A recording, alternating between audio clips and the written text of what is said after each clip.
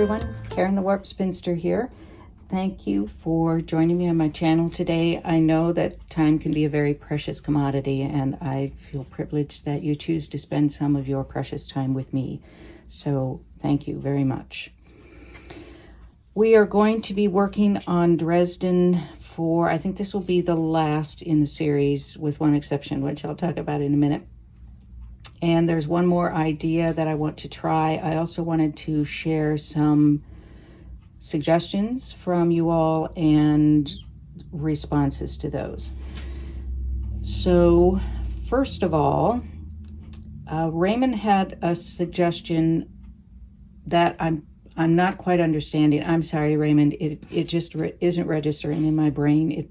I have an instinct that it's a wonderful suggestion. I'm just not seeing it in my brain. I think maybe I need a Facebook group or something where you can show me visually what you, meaning everyone, not just Raymond, what you are suggesting, or showing me riffs that you have done on this, different ideas that you have taken from this. The thing that gives me pause is that I know some people don't like to be on Facebook, and I respect that. So let me know in the comments below what you think about the idea of a closed Facebook group where you could share your ideas, show me the projects that you're working on that have come out of these videos. You know, I can keep you up to date on things. So let me know if that's something to be interested in. Raymond, please keep trying. I know I'm slow on this issue, and I apologize. It's not your explanation. It's my brain trying to figure it out. So please continue, and we will revisit the Dresden once my brain wraps around what you're suggesting. I appreciate the suggestion. I think it just feels like it's a good one. Couple of other things. Anita, I meant to mention last week that I did order some tulip ink, the black and white stripe that you suggested. Thank you for the suggestion. They came back and said it was out of stock, so I'll have to try again. Doris asked why I trimmed the 1/4 inch from these two blades before I added the white strips on, because the angle would be the same even if I didn't do the trimming and just added on the strips, and that's absolutely correct. As a side note, I am never offended when you question me on my math or geometry. I'm pretty good at math. I love math, and I like geometry, but the whole spatial relationships thing in my brain includes the geometry of things. So if you were calling me out on geometry, or anything for that matter, I'm perfectly happy to address that, because you could very well be right. And Doris and I are both right. I love that when it's a win-win. All right, so the reason that I trimmed these off is because I wanted these blades to be the same width. Now, I wanted them to be the same width visually, which actually isn't true, because I have trimmed off the black and white and added the white. So, you know, that flies out the window. But these actually being a little narrower than these in between was kind of a look that I liked. So that's why I did it. And I could have, she's absolutely right, I could have just sewn the strips on. The angle is the same, so it would still create a circle, but it would affect the size of the circle, which isn't a big deal to me, because it doesn't matter to me what size the circle is. But I wanted these blades to be consistent in the width. But in fact, it's not going to be anyway, because I have different lengths of blade. So if I am moving this around, then this is going to be sort of the equivalent of a narrower blade, and this one a wider blade. So yeah, I guess maybe I did some extra work. I trimmed it off, wanting these blades to be this width in the end. I trimmed off that 1/4 inch because I wanted these to end up a 1/4 inch. And if I just sewed on like that 1/2 inch, then this would get lost in the seam. What I added on would get lost in the seam. So that's basically why I did that, but you are absolutely right. It would certainly work to just As long as you're keeping the same angle, all that affects is the size of the circle in the end.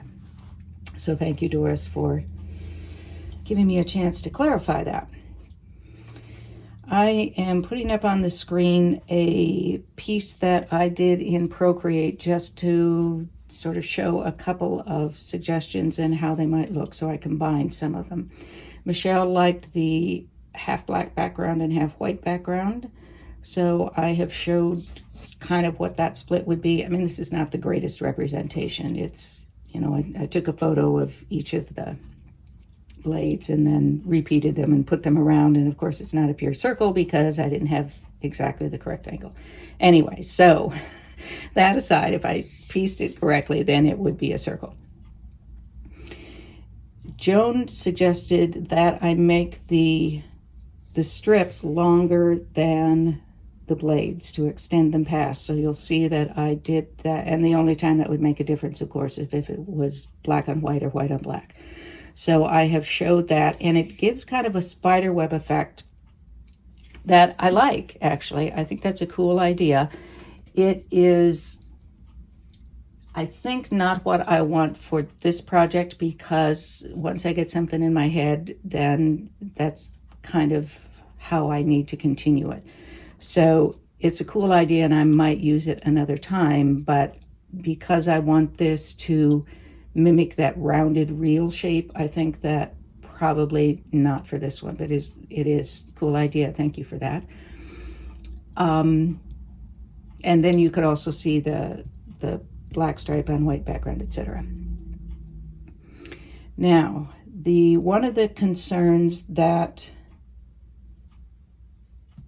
Cindy had expressed is that little jog thing. When something extends past the blade, then you have to worry about, are the raw edges, you're going to turn them under. If you've got a seam on one side, you have to figure out what you're going to do with those. So point taken.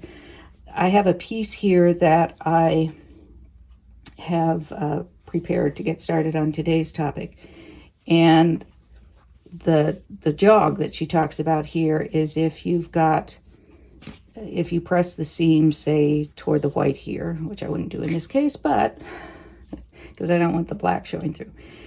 If I do it that way, then I have this extra hanging out once this seam is pressed. So I can just, actually what I ended up doing was pressing it toward the dark. So I press it toward the longer piece of blade, and then I just continue the pressing out. And it's just a 1/4 inch. We're pretty good at eyeballing. A 1/4 inch may not be exactly perfect, but perfect enough.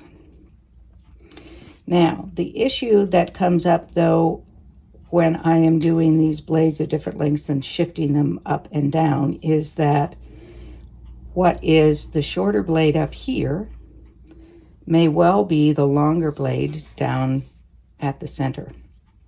So if I press it toward the black and white, then I've got the white sticking out here. So I could clip that, and I didn't do a very good clip job here, but I could clip that, the white, let me do this, clip the white back to the seam there, and then press that under. And then when I applique, I'll just applique around all that. So there's a possibility. I think it might be easier to press it open, and then this can end right here, and the white, you'll just continue with the pressing at a 1/4 inch, and then the same down here, you're going to extend the white down here in this case. So I think that probably pressing it, the seams open, is the easier option for me anyway. You may have different ideas, or you may decide you don't want to do that at all, to not have things extend out there at different lengths. The strip is going to be narrower. If you're doing just, say, this strip and extending it, then that's a narrower piece to manage to try to get things pressed and have it be even. So, you know, maybe you don't even try to have it even. Maybe it just wiggles off. And then, of course, you have to stitch around that. All right. So that is that one. I think that's it for the suggestions and comments. I appreciate that. Oh, Diana did say that she's going to dig into her stash of black and white, which is, that always makes me happy if a video gives you an idea for something to do in your own quilting life. Thank you again for all your comments. I appreciate that. Raymond, I look forward to your trying to help me with my brain not wrapping around that. I appreciate your patience with me on that. Now, on to this week. I'm not sure, I think I mentioned last time that I had another idea for what I wanted to do, but I'm not sure I told you what it was. So my thought is to have black and white blades alternating with either plain white blades or applique onto the background so that the white shows through and sort of mimics a blade in between. Or, well, the thing is, I'm see if I can explain this.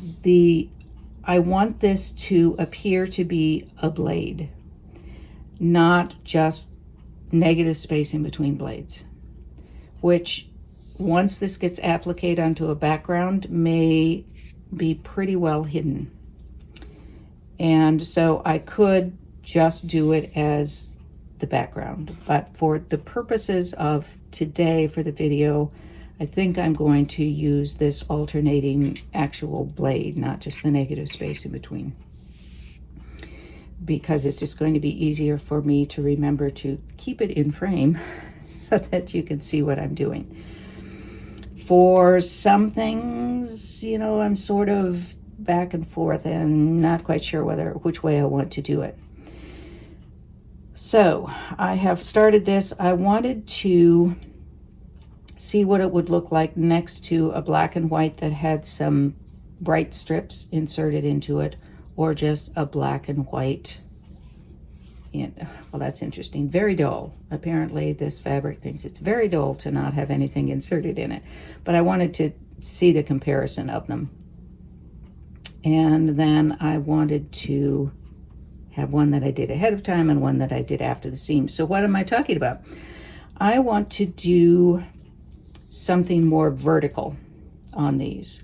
So it might be, say, a stripe of something going up the center. It might be a brightly colored fabric, it might be plain black, it might be a black stripe, whatever, and then have sort of cross pieces at angles going across that are appliqued on. Or some decorative stitching that goes up the center, or maybe winds around, or both. I don't know. I could just embellish the heck out of this. This, I don't think I want to do that because of the nature of the inspiration, the Slide Master reels. But for a separate piece, I think I might like to do this. It's kind of my crazy quilt background. Not that I'm the world's greatest crazy quilter, but I love doing embellishments, so I think that I might do a piece where I do that. Then I wanted a piece that is separate, because then I could play with doing different shapes or whatever going across and then down the center. I might do one that's just embellishment, make this kind of a sampler test piece to see what I like in the end, which is basically what I do all the time, right? I just play and hope that something comes out that I like. So I have this much prepared. Let's start with the piece that is already together. And my thought for this is I want to put a strip here, I think maybe a straight strip, and then some angled. So it's like a not a railroad exactly, but so there are different angles, opposing angles, and just do some pieces across that. Now, the issue with this is that, well, first of all, I probably wouldn't have this a straight cut here to begin with. It would angle in some way. But if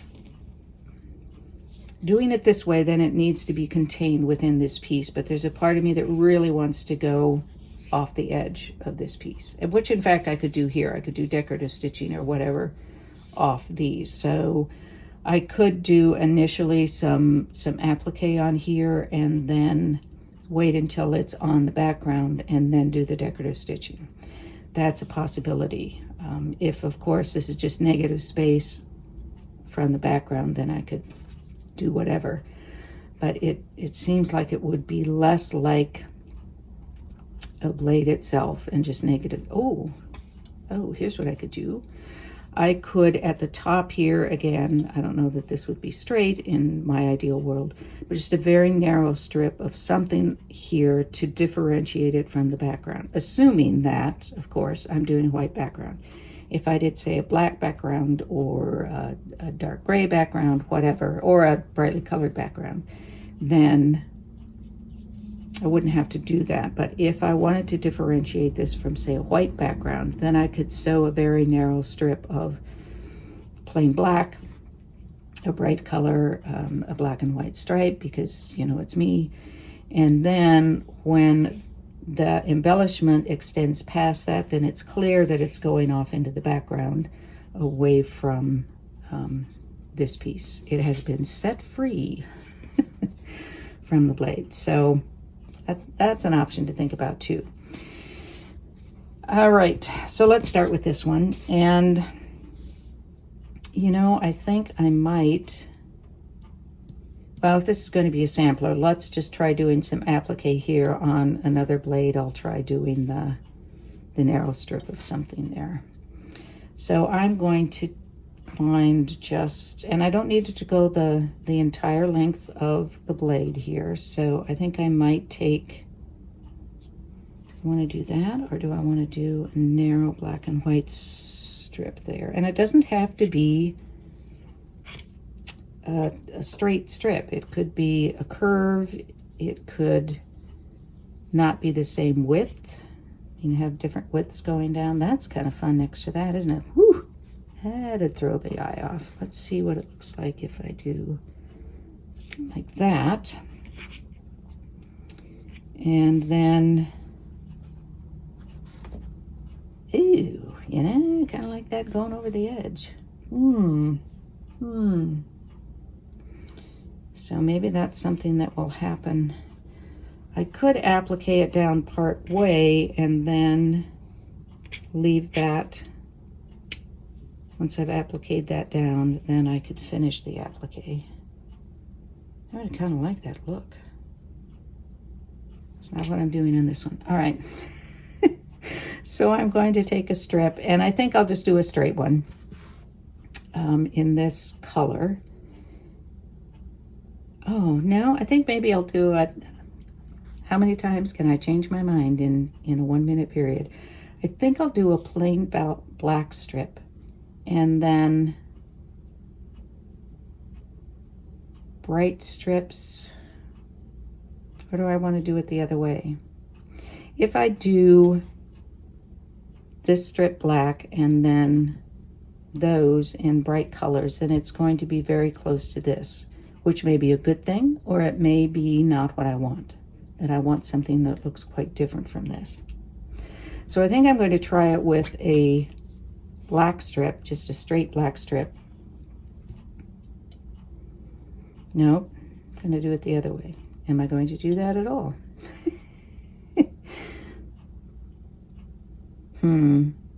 No, I think I'll do this strip and then black strips opposing it. Okay, and I can fuse this, or I can make I can turn under the edges. Then I have all that goofy, I'd have to turn under the top and the bottom as well. So I think I'm going to put this on fusible web and then put some black on fusible web. And once I've done that, I will come back and cut this and we'll see where we're at. I have a green strip cut. And then I also have a black strip that I can subcut into the cross pieces. So I want to decide how long I want this to be. I don't want it to go the entire length, I know. So, and I may even want it narrower. I'm just thinking about, as I'm stitching it, do I want a decorative stitch on this that's going to sort of run into each other if it's too narrow? I do think I want it a little narrower, and I'm just going to do a very narrow zigzag on with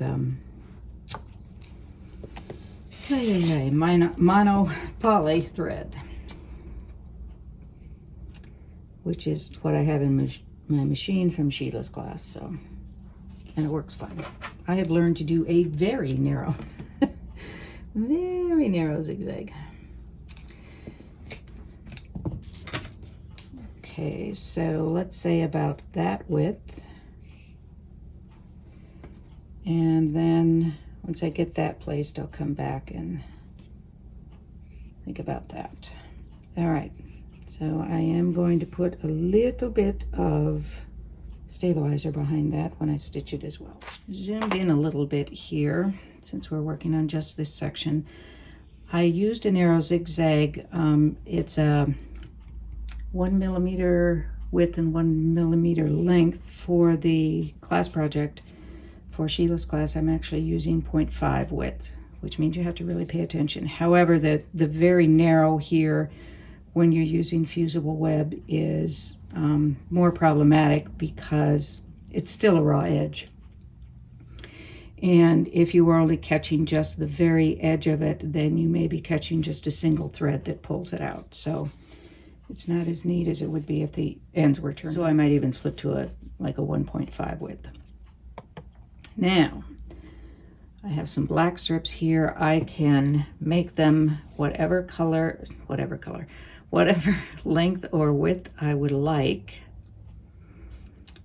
And they don't have to be the same, of course. So I think, and they don't have to have straight ends. Again, those, if you've got very pointed pieces, then that point there is going to be more fun to try to catch that point, the sharper point. I don't think well, let's leave one this wide and then do a narrower one and see what we think. And of course I could change the width as I come down. I could also do something like run it over the edge there, which would be kind of interesting too. That would really tie it in there. Let's try one of those just for the heck of it. This one I do think I want to be narrower though. And I probably want 3 of them because I do things in 3s. What can I say? And I think I want them to maybe narrow a bit as they go down the blade. And then this piece is going to, it could, of course, go over onto this side to tie it in. I don't think I want to do that. I want it to be a little, well, irregular so that it's a surprise almost, I guess. Not quite sure what's coming next. So that one I want to be pretty short, I think. So I'm cutting that there.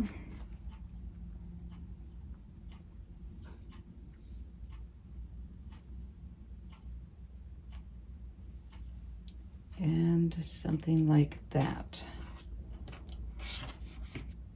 So this is putting more emphasis on the black and less on the color, which I think, and this is why I did one with the colored inserts and one with the without any inserts, to kind of see how we feel about that.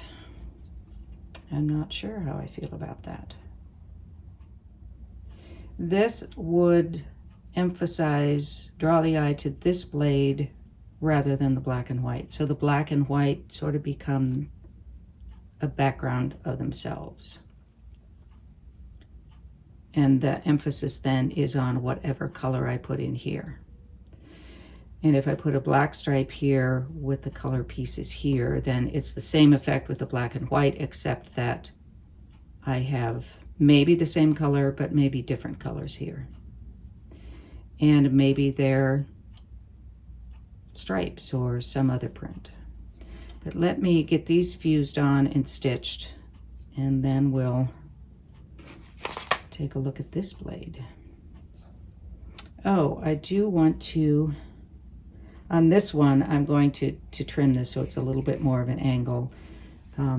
Pull that back a bit, rip the seam back a bit, and add in just a tiny, what do I want to put up there, do you think? I want it to be different from this, so it's not going to be plain black. Probably won't be this color. Maybe a very narrow strip of black and white. Do I want to differentiate it that way? I don't think I'm going to yet. I'm not sure how I feel about that idea. We might try it on this one that hasn't been sewed yet. So I'm going to fuse and stitch these and come back. I'm not going to lie to you. This is not my finest hour in applique. I've tried different widths and etc., and I'm still not really very happy with it. I could also have done this in black, which would help to kind of hide the little stray threads that come out when the needle goes in. I need to change the needle too. I've been using that one all through the project, and it's a very fine needle, so it will probably dull faster. Anyway, so we just recognize this is not an example of the finest raw edge applique. Now, this to me very much needs something more. I don't know, these two together, this is nice to have a little extra something on that piece, but I'm just thinking that this really needs some decorative stitching, and I like that this one is free from that, because I think I want the attention to really go to this part of it and not be pulled away by this. So I think I like having the plain black and white print next door. And then I do very much want some decorative stitching going up here, and it may not need any going up here. Let me pass that. So I may put something down now, and then once it's appliqued on a background, I could add more to it, something that went up and off there. It could also be something in black thread that goes up and off there, or I could couch something. So that's a possibility. I do like this concept of this as kind of a base. I'm still watching the junk journal videos, even though I'm not doing them myself because I have way too many hobbies. But I have been following lately, Corey Dahman, D-A-A-H-M-E-N, does a lot with clusters, which in junk journaling is just layering scraps of things on top of each other in a nice manner, but very scrappy, torn edges, etc. And it's a matter of layering things, which is true for a lot of different art pieces. And that's how I'm kind of seeing this. This is the background piece, and then I've added on 2 more layers, and now I'll add another decorative layer on top.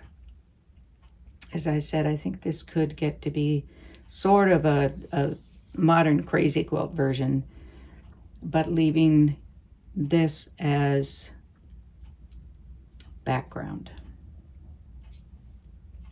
aside from the plain white background that will be back there. So when I do this, I may in fact remove this piece, use it, say as a part of this that I started a couple weeks ago, and then just continue with alternating these pieces. The thing that I can test here with this one is to, piece the strip down the middle. So whatever color I choose, I would piece that down the middle, so I don't have to worry about that applique stuff. I could piece crossbars too, though I don't think I want it to be all the way across unless it's going to cross over into the adjacent blade.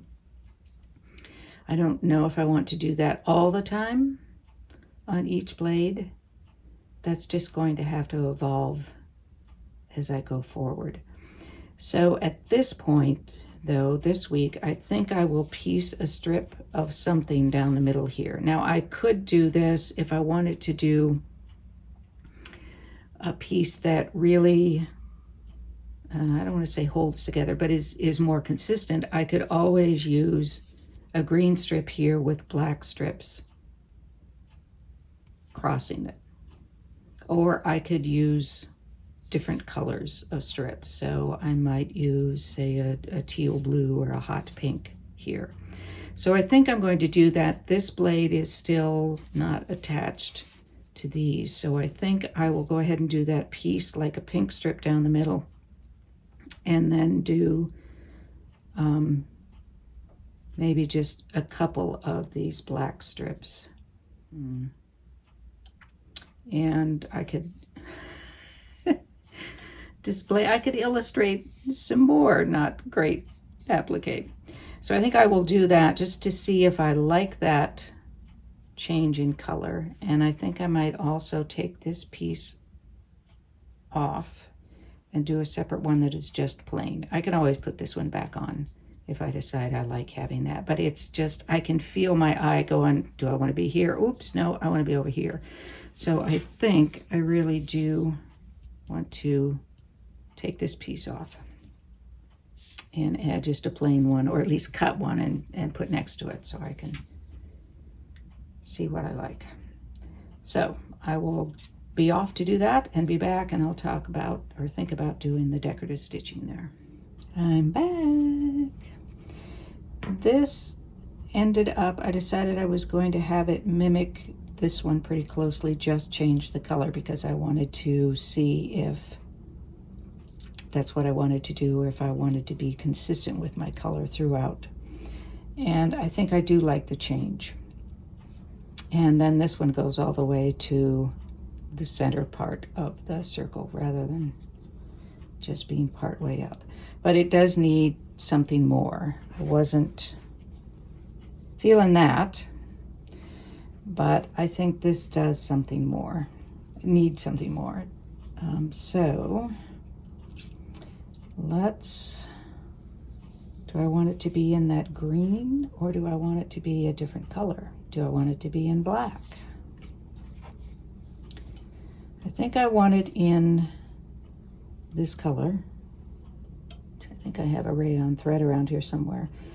And I think I might use that, either the cross stitch or the, what I call a railroad track stitch, and see how that looks if I just kind of wind it through there. So I will put some, I do want to angle this a little bit first.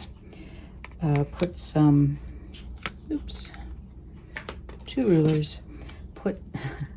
I'll get this sentence out yet. Put some stabilizer under it.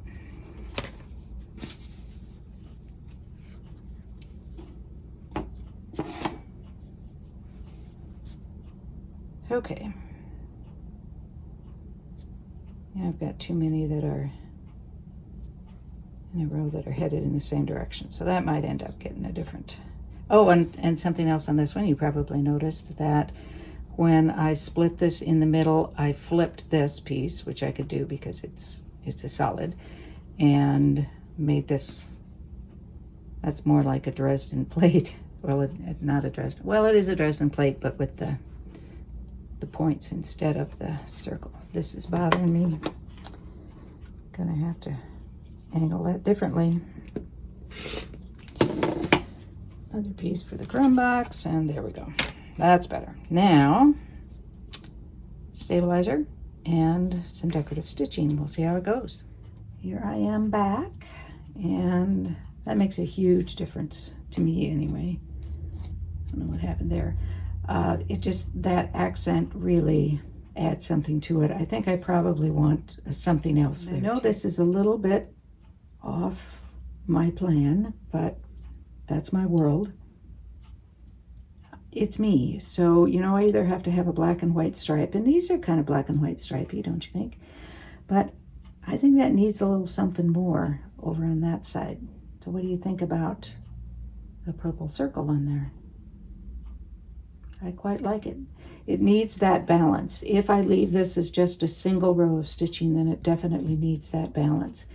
If I put in another row of stitching, maybe not.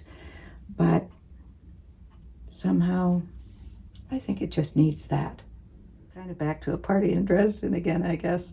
But I really do like that purple circle there. I cannot say purple circle very easily. Now, I may not have circles all over. I will have more than one, but I'm not necessarily going to have it every other blade. In fact, I probably won't. Again, I like to have that little bit of surprise for the eye to find. And I think those would be nice. It doesn't also it doesn't have to be a circle. It could be, you know, triangle or some other shape. I just have a thing about circles, I guess. I'm back. I wanted to do an update on the project that I'm working on. Here is a little piece of it sitting, waiting for my next step. I'll put a picture up of where I'm at with the piece I'm currently working on. I have also been designing some pieces for using this same technique, and I will put up some of those. First off is one that I did just yesterday. I was sort of scribbling while during class while we were talking, and I was listening. I was there, but I was also doodling because I have to keep my hands busy. And the pieces that I needed to work on next for my project were really too big to be handling in front of while I was watching. So anyway, the piece that I did yesterday, if you remember a while back, I showed you this little piece of electronics that came out of a old router that I was smashing. And I had thought that I wanted to do some kind of designer quote with that. And so I actually did design one, and I'll put up a picture of that. And you may not be able to see this shape. It was well, it wasn't a faithful representation of the shape. It was the shape, but it was, you know, a little bit distorted. And then I laid other things on top of it and behind it. So it is in there. It did actually start there. I originally did the coloring in as a grayscale study. And then I decided, well, I really like it that way. I think I will just find these different values of gray and piece it that way. And then I decided, you know, I need a little pop of color there. And I didn't put a circle in. You'll see in a couple of these, I did put in circles, but this one, I just decided one of the shapes I would make this orangey red. So I'm looking forward to doing that. And here are just a couple more that I've done. I was playing with symmetry one day, and then I'm doing all of this designing in Procreate. And then I was just playing around with the liquify in Procreate and started out with just broad stripes, like 3 or 4 broad vertical stripes. And then I used the liquify on it and got a sort of a basic structure, and then just reshaped things and added and deleted as I felt it needed. So these are a little more challenging, but I like a challenge, and they will be doable with this technique. It just will take a little more time and focus. So that's where I'm at with that particular project. It's a lot of fun to do. I really do recommend one of Sheila's classes. That's about all I want to do today. My allergies are telling me it's time to quit. So I'll wrap it up for today. If you have other ideas or suggestions, we sort of threw some out there without actually trying them. If there are any you really want me to see or try out, or you have some ideas of your own, please let me know in the comments. If you want to keep going with these given the number of comments, let me know, or if you want to move on to a different topic, or actually having me work on finishing something, just let me know in the comments. Again, I appreciate your comments, and I especially appreciate you spending some time with me. I will see you next week, whatever it is we do. In the meantime, be well, be safe, be happy, be quilting. Peace out.